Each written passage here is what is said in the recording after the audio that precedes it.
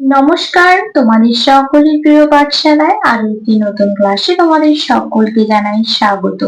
আজকে আমি তোমাদের সাথে আলোচনা করব তৃতীয় শ্রেণীর দ্বিতীয় পর্যায়ক্রমিক মূল্যায়ন 2025-এর রায়মার্টিন কোয়েশ্চেন ব্যাংকের বাংলার ষষ্ঠ স্কুলটির প্রশ্নোত্তর। আগের কয়েকটি ক্লাসেই আমি তোমাদের প্রথম থেকে পঞ্চম স্কুল পর্যন্ত আলোচনা করিয়ে দিয়েছি। এখনো পর্যন্ত যারা সেই ক্লাসগুলি করোনি তারা অবশ্যই গিয়ে আগে সেই ক্লাসগুলি করে নিও। আমি আজকের ক্লাসটি শুরু করছি, সকলে মন দিয়ে দেখে নাও। এবারে তোমাদের সেকেন্ড ইউনিট টেস্ট হবে 30 নম্বরের এবং সময় থাকবে 1 ঘন্টা। ষষ্ঠ স্কুল দুটির নাম হলো রবীন্দ্র বিদ্যাপীঠ এবং বর্ধমান হরিসভা হিন্দু বালিকা বিদ্যালয় প্রাথমিক বিভাগ। প্রথম প্রশ্নটি বলেছি নৌকা যাত্রা কবিতাটি কবির নাম সহ 4 লাইন লেখো। দেখো লিখেছি নৌকা যাত্রা কবিতাটি কবির নাম হলো রবীন্দ্রনাথ ঠাকুর।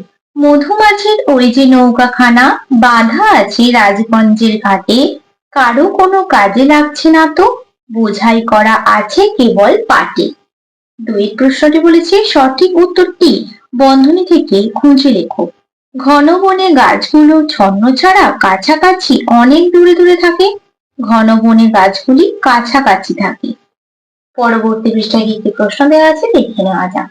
জলে প্রথম জন্ম নিল রূপকথা শ্যাওলা না শালু? শ্যাওলা। করুণার বদলে মানুষের মুখে সহানুভূতি, দুঃখ না কুৎসিত হাসি ফুটে উঠল? কুৎসিত হাসি ফুটে উঠল। তিনি প্রশ্নটি আছে নিম্নলিখিত প্রশ্নগুলির একটি বাক্যে উত্তর দাও। কাঠুরেরা এলে লিপি কি করলো? কাঠুরেরা এলে লিপিরা সবাই একটা একটা করে গাছকে জড়িয়ে ধরলো। একা একা থাকার বিপদ কোথায়? একা একা থাকলে শক্তি কমে যায়। বাবুই পাখিরা কোথায় বাসা বাঁধলো? তাল গাছে। তাল গাছে বাসা বাঁধলো। ঢেউয়ের তালে তালে গল্পটির লেখক কে? ঢেউয়ের তালে তালে গল্পটির লেখক পিনাকি রঞ্জন চট্টোপাধ্যায়। এক সময়ে গাছেরা কিভাবে চলাফেরা করত? গাছেরা তখন শেকড় বাকড় মাটির নিচ দিয়ে চালাচালি করে চলাফেরা করত। জিজি আর পুতুলেরা কি করছে? জিজি আর পুতুলেরা টুংটাং করে নাচছে। 6 প্রশ্নটি আছে হিংসুটির দিদি কি কি পড়ে ফেলেছে? হিংসুটির দিদি বোধোদয়, ছেলেদের রামায়ণ ও ইংরেজি ফার্স্ট বুক পড়ে ফেলেছে। গাছেরা আজও মানুষের কি কি উপকার করে? গাছেরা আজও মানুষদের ফল ফুল দিয়ে খাদ্যের, শ্বাস প্রশ্বাসের জন্য প্রয়োজনীয় অক্সিজেনের যোগান দেয়, রোদ বৃষ্টির হাত থেকে বাঁচায়, নদীর পাড়ের ভাঙন রোধ করে, গাছগাছালি থেকে নানা ওষুধ তৈরি হয়, নানা রকম কীট পতঙ্গ পাখি গাছে বাসা বাঁধে। চারিটা বলেছি বাক্য রচনা করো। প্রথম বাক্য রচনাটি কি দিয়েছে? ঘেঁষাঘেঁষি। গাছগুলি ঘেঁষাঘেঁষি করে ঘেঁষাঘেঁষি করে রয়েছে। পরের বাক্য রচনা কি আছে? অচেনা। অচেনা কোনো ব্যক্তিকে বিশ্বাস করা উচিত নয়। মিলেমিশে। সকলে মিলে মিশে থাকতে হয়। অক্সিজেন। আমরা গাছ থেকে অক্সিজেন পাই। তোমরা এখানে অন্য বাক্য রচনাও লিখতে পারো। সাঁতার। আমি সাঁতার জানি। পাঁচের প্রশ্নটি বলেছে অর্থ লেখো। উত্তেজনা। উত্তেজনা শব্দের অর্থ হলো অস্থিরতা। অস্থিরতা। ভ্রমণ। ভ্রমণ শব্দের অর্থ হলো বেড়ানো। পৃথিবী, পৃথিবী শব্দের অর্থ ধরা, বিশ্বও লিখতে পারো। গিন্নি, গিন্নি শব্দের অর্থ কি? গৃহিণী। ডগমগ, ডগমগ শব্দের অর্থ কি? আত্মহারা, আত্মহারা। আধি, আধি শব্দের অর্থ কি?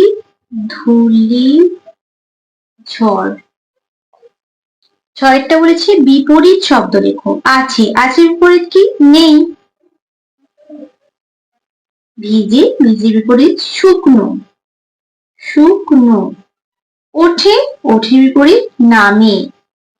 মিথ্যে, মিথ্যে বিপরীত সত্যি, মিথ্যে সত্যি বা সত্য। সাতেরটা বলেছি সমার্থক শব্দ লেখো। নদী, নদীর সমার্থক শব্দ কি? তটিনী। আগের পৃষ্ঠাটিতেও পড়িয়ে দিলাম।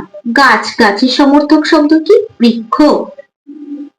গগন, গগনের সমার্থক শব্দ কি? আকাশ। হাওয়া, হাওয়ার সমার্থক শব্দ কি? বাতাস। আটের প্রশ্নটি বলেছি এলোমেলো বর্ণগুলিকে সাজিয়ে শব্দ তৈরি করো। এটা সাজিয়ে লিখলে হবে রাজপুত্র, রাজপুত্র। এটা সাজিয়ে লিখলে হবে অভিযান। এটা সাজিয়ে লিখলে হবে উপকারী।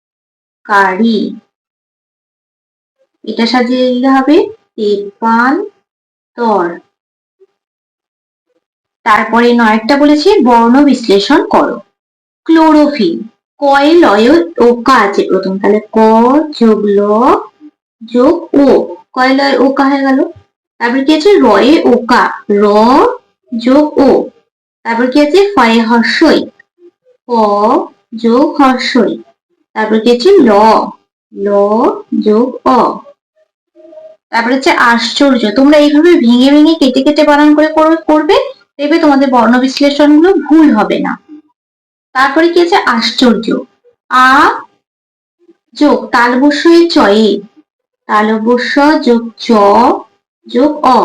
তারপরে কি আছে? উঞ্জয় রে, তাহলে রটা আগে হবে রে, যেহেতু র যোগ উঞ্জ যোগ অ। দশেরটা বলেছে বাম দিক ও ডান দিক দাগ চেপে মেলাও।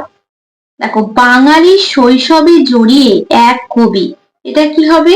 এটা হবে সুকুমার রায়। চিপকো আন্দোলন, চিপকো আন্দোলন এটা কি হবে? 1971 সাল রাজস্থানের খেজারলি গ্রাম। আর প্রচলিত গল্প একা একা থাকতেন। 11টা বলেছি যে কোনো একটি বিষয় সম্পর্কে 5-6টি বাক্য লেখো। আমার মা আর আমার বিদ্যালয়, আমি আমার বিদ্যালয়টি দেখিয়ে দিচ্ছি, দেখে নাও। দেখো, আমাদের বিদ্যালয়, আমাদের বিদ্যালয়ের নাম মহামায়া বিদ্যা মন্দির। তোমরা এখানে তোমাদের বিদ্যালয়ের নামটি লিখবে। আমাদের বিদ্যালয়টি আমার খুব প্রিয়, আমি প্রতিদিন সেখানে পড়াশোনা করতে যাই। বিদ্যালয়ে আমি পাই বন্ধুদের ভালোবাসা ও শিক্ষক মহাশয়দের স্নেহ। আমাদের বিদ্যালয়টি বেশ বড়, প্রায় 3 বিঘা জমির উপর বিদ্যালয়টি স্থাপিত। ভেতরে সুন্দর বাগান, স্কুলের চারধারে বিরাট উঁচু প্রাচীর, প্রাচীরের ধারে বড় বড় কৃষ্ণচূড়া ফুলের গাছ। বসন্তকালে তাতে যখন ফুল ফোটে তখন বেশ সুন্দর লাগে। শিক্ষক শিক্ষিকাদের সঙ্গে ছাত্রছাত্রীদের সম্পর্ক বেশ মধুর, প্রত্যেকে খুব যত্ন নিয়ে পড়ান। খেলাধুলার জন্য স্কুলের মাঠ আছে, আমরা সেখানে টিফিনের সময় খেলা করি। বিভিন্ন সময়ে আমাদের বিদ্যালয়ে নানা সাংস্কৃতিক অনুষ্ঠান হয়। তাহলে দেখো, আজ আমি তোমাদের তৃতীয় শ্রেণীর বাংলার ষষ্ঠ স্কুলটিও আলোচনা করিয়ে দিলাম। আজকের ক্লাসটি তাহলে আমি এখানে শেষ করছি। খুব তাড়াতাড়ি আরো একটি নতুন ক্লাস নিয়ে হাজির হব তোমাদের সামনে। যদি তোমাদের আজকের ক্লাসটি ভালো লেগে থাকে তাহলে অবশ্যই লাইক করে দিও এবং বন্ধুদের সাথে শেয়ার করতে কিন্তু একদমই ভুলো না। আর যারা এই প্রথম আমার চ্যানেলটিতে ভিজিট করছো তারা অবশ্যই আমার চ্যানেলটিকে সাবস্ক্রাইব করে পাশে থাকা বেল আইকনটি প্রেস করে অল নোটিফিকেশন অন করে দিও, যাতে সকল ভিডিও আপলোড করার সাথে সাথেই তোমাদের কাছে তার নোটিফিকেশন পৌঁছে যায়। সকলে সুস্থ থাকবে, স্বাভাবিক থাকবে। সকলকে অসংখ্য ধন্যবাদ জানাই।